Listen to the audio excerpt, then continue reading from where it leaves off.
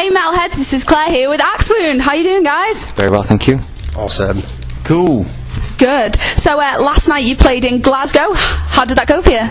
It was really good, yeah. It was a great show. Second one of the tour. Craziness, rock and roll, good vibes. It was cool. Sounds good. Yeah, it was just crazy. We tore a new hole in Glasgow. Did you? It was a riot. It was dope. Complete riot. So awesome. How was playing this year's download for you? It was really good. It's the most people we've played to as this band, so it was a definite highlight so far for us. Yeah. It's cool. It was a really nice surprise because obviously it's our first biggest UK show, and yeah, it was a great reception as well. Everyone really dug it, you know. It was a good show. It was really good. Anything to add? Yeah, it was really good.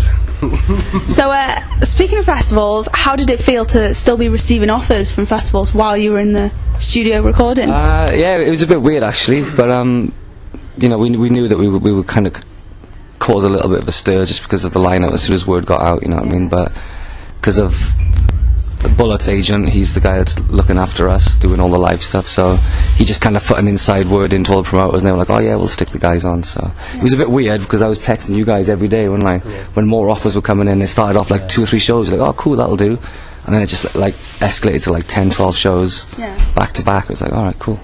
So in between my vocal tapes, yeah, like offers. yeah, they were coming in thick and fast. It was cool. It was really good. I was super flattering that, you know, people were offering us like shows before we even existed, really. That must be the bonus with the lineup that you've got, all the shows that you just get chucked at you. Yeah, you know, obviously, you know, that's the main reason why we've managed to make this happen so quickly. So yeah, so it's a big advantage, you know. I wanted to make it happen quickly as well, to not raise any silly expectations, because it started as fun, and you know, we just wanted to keep it quiet till the last minute. Yeah. So this one's for you, Matt. How does it feel to not be the frontman? Is it relaxing to take a step back and let someone else do the work, or do you prefer being the frontman? They both have their kind of advantages and disadvantages. It's not that much different really, because I still talk to the crowd on these shows. I still sing quite a bit. Yeah. So it's not like a complete exit of my normal job, but you know, it is a bit nicer having a bit more of a backseat and just kind of rocking out. Yeah, it's nice. It takes the pressure off. Yeah, I can imagine. So can you tell us how your band got together and the process of writing your album Vultures? Well, Matt and I stayed in touch through the years, and kind of bonded a bit when I filled in for Moose. And Moose was poorly for Bullet for My Valentine, and Matt spoke about doing this heavy project, and we basically got together in the studio December 11 and jammed a song a day and wrote a song a day in 11 days. And during that process, Mike was brought down, and we threw him in at the deep end.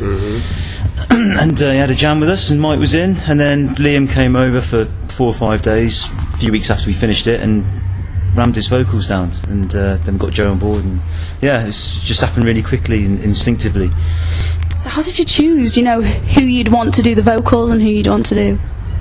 Or was it just like a matter of who you were friends with? A bit of both really. It was just more, Mike came as a recommendation from a good friend of mine who's engineered all of the Bullet stuff on this, called Ginge.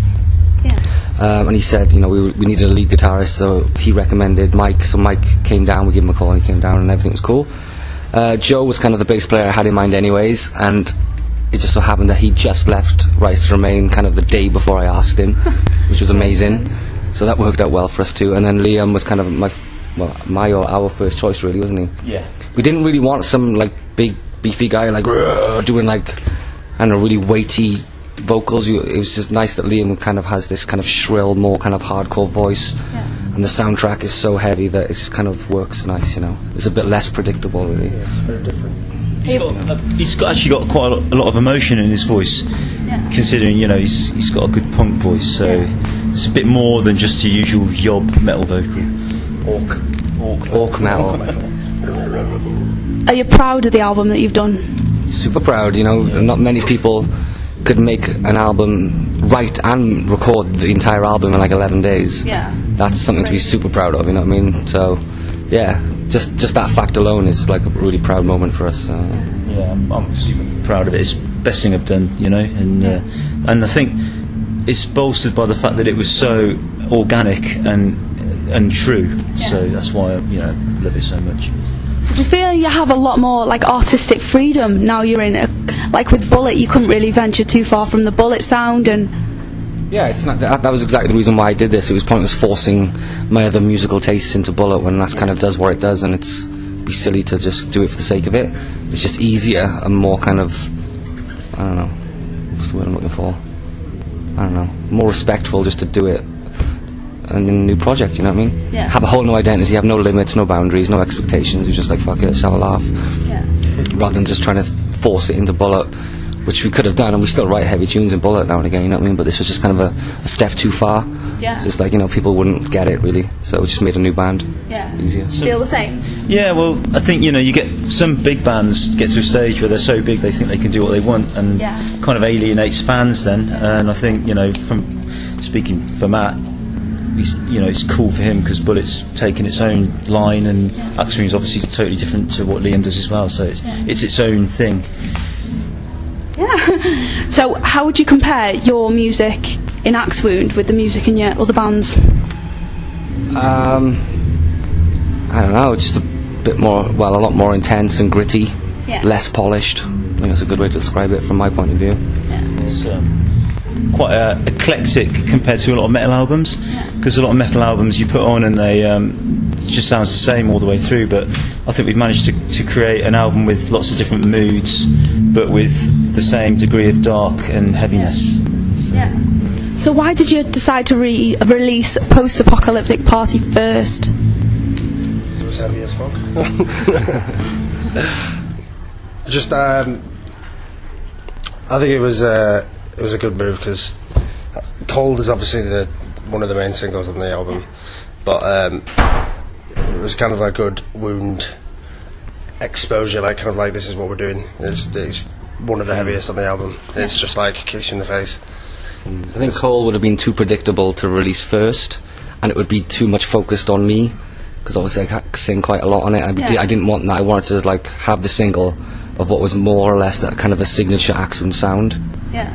And I think that song kind of just summed it up really. It has a lot of different flavours in it, and it's kind of, you know, it's all, you know, as the title suggests, it's kind of a party vibe in a really heavy way, you know. So we just thought it was kind of the best introduction to set the tone, and then kind of release other bits that had different flavours on, like Cold and stuff. So. Awesome. How did you come up with the name for the band?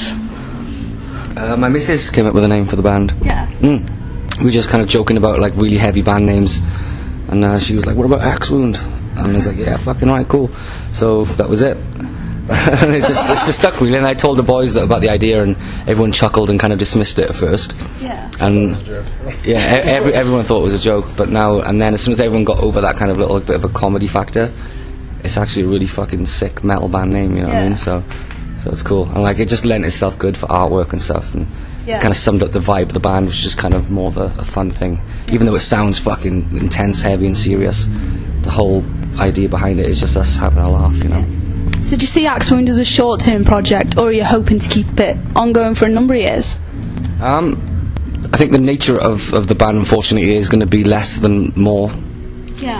But I would like to pursue it as far as it can go. So there'll definitely be an album 2 at some point, and then because Mike, Joe, and Liam weren't really involved in the writing process until after it was done, because Mike, he was the earliest on board, and you came in for a couple of the sessions, didn't you? But he had to go on tour with Glamour of the Kill, so kind of missed the majority of the process, the writing process and the recording process. So it would be nice next time to do it as a full band rather than just me and Jace, really. So, you know, with a bit more time and a bit more input from everyone in the band, you know, if we can do that in 11 days, you know, sky's the limit, really. So it'd be, you know, it'd be foolish not to follow it up, really, because people seem to be really digging it. So. Do you think if you all had an input, it would have sounded a lot differently? Probably. But we'll just see how it goes next time, you know what I mean? If it's kind of a scenario of too many cooks, then maybe we will have to discuss that when the time comes, you know what I mean? And maybe just do it like we kind of did at this time. But I would personally like to take a backseat on the next one and let these guys do their thing. See how it that. So what are your plans for the rest of the year? Off to States and Canada at the end of November for some shows to promote it out there. And that kind of wraps up the year, really. Oh yeah, it's not much fun. That's pretty much it, really, for a long time, unfortunately, because Mike's going to America literally the day after this tour, right? and then he stayed in America to do our tour. Bullet record comes out in February. Yeah. Liam's busy pretty much all of this December and a lot of next year. So, you know, unfortunately, that's kind of the downside about doing something like this. Is it's not going to happen a lot, which is kind of cooler, anyways, because it makes when it does happen just a little bit more kind of special. Yeah. So it's cool, man. And hopefully, by the time we do something next time, you know, Vultures is going to be out a while, and we can do some, you know, bigger venues and attract a lot more people and come down and hang out. Oh, awesome. Thanks so much for speaking to us, and we hope you have a great show later. Thank you. Thank you very much. Cool.